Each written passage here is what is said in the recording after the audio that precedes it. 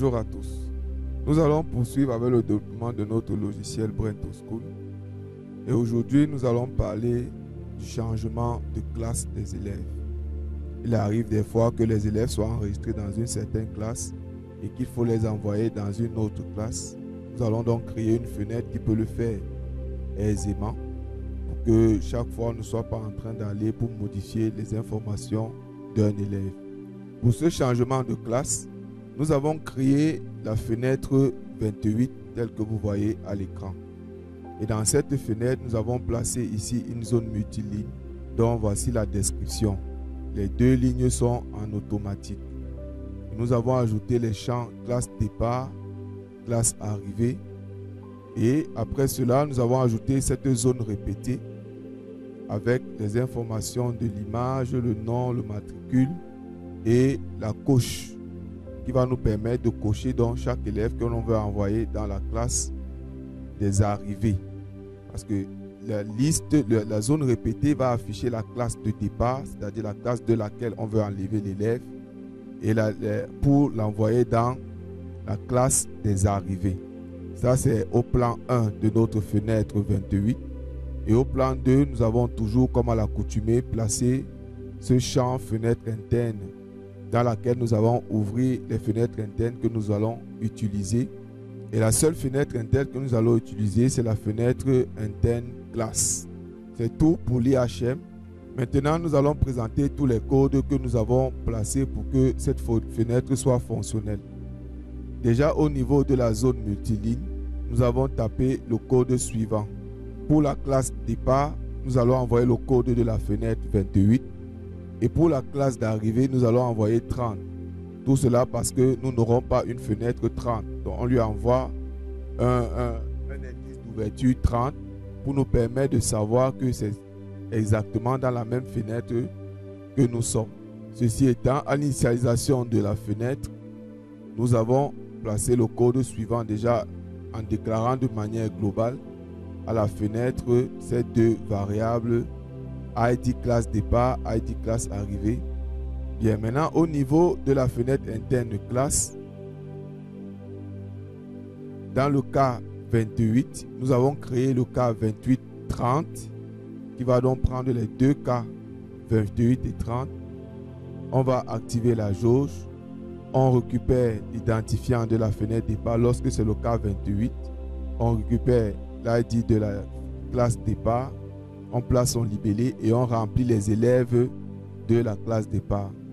Mais lorsqu'on envoie 30, on récupère la classe d'arrivée et on met tout simplement le libellé de la classe d'arrivée. La procédure PL rempli élève est une procédure locale de la fenêtre 28. Ok, voici cette procédure. On va vider toute la zone répétée. On récupère les inscrits de la classe et on commence à charger la zone répétée. Maintenant, j'ai ajouté cette procédure. Vous devez vous habituer à cela parce que dans la version Android, le chargement pourrait être lent en fonction des smartphones qui vont lancer votre application. C'est pourquoi il faut déléguer certaines tâches de manière secondaire à d'autres processeurs du smartphone. Donc, nous avons ajouté ici une tâche parallèle pour récupérer et afficher l'image de l'élève. La tâche parallèle va exécuter la procédure PL récupère photo qui, elle, va prendre deux paramètres ST inscrit et N ligne. La procédure PL récupère photo, la voici. Comment elle se définit. Elle va rechercher dans le fichier des élèves, à partir du matricule, elle va rechercher la photo de l'élève. Lorsqu'elle trouve cette photo, puisque cette tâche-ci s'exécute en second plan, il faut maintenant exécuter parce que les tâches d'affichage s'exécutent dans le thread principal. Donc nous allons donc exécuter le thread principal pour afficher la photo que nous avons récupérée. C'est pourquoi nous exécutons ici le thread principal en lui envoyant la procédure PL affiche photo que voici pour pouvoir afficher la photo, parce que tout ce qui se passe dans l'IHM se passe dans le thread principal, mais tout le reste, tout ce qui se passe en arrière-plan et tout peut se faire de manière dans une tâche parallèle. Parce que là-bas, c'est invisible. Mais tout ce qui doit être visible se passe dans le thread principal. Il faut que vous reteniez ça. Donc, ici, dans notre thread principal, nous allons donc faire afficher la photo de l'élève. Voilà pour le code de remplissage de notre fenêtre. Et après avoir rempli notre fenêtre, l'utilisateur, qu'est-ce qu'il va faire? Il doit cocher les élèves qu'il doit transférer dans une autre classe. Et après avoir coché, il va cliquer sur le bouton valider. Donc, voici le code.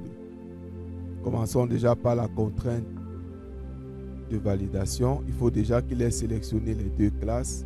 Si ce n'est pas sélectionné, on va lui envoyer un toast. Si la classe de départ est égale à la classe d'arrivée, il y a un problème.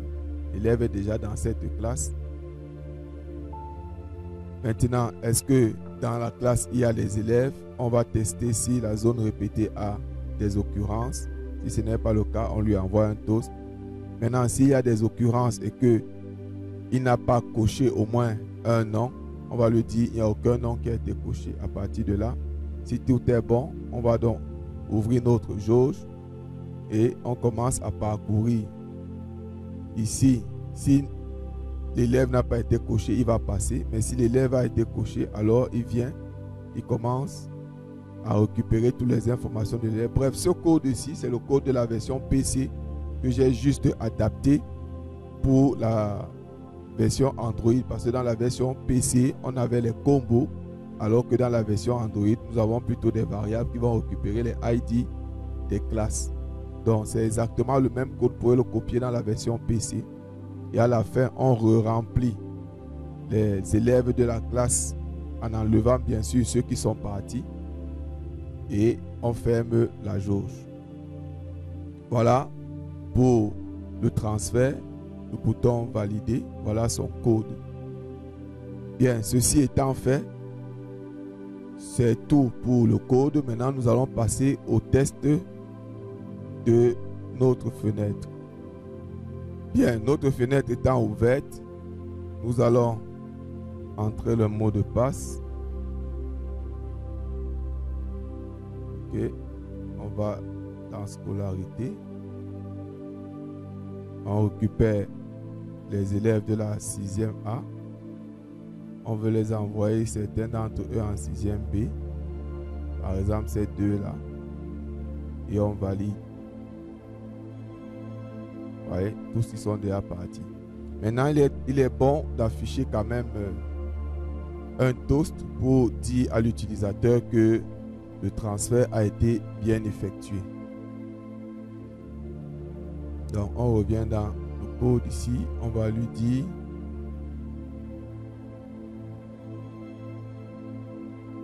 toast affiche pour que l'utilisateur sache quand même que tout s'est bien passé. Donc, il est toujours bon de lui envoyer un petit message. Donc, voilà pour cette fenêtre 28.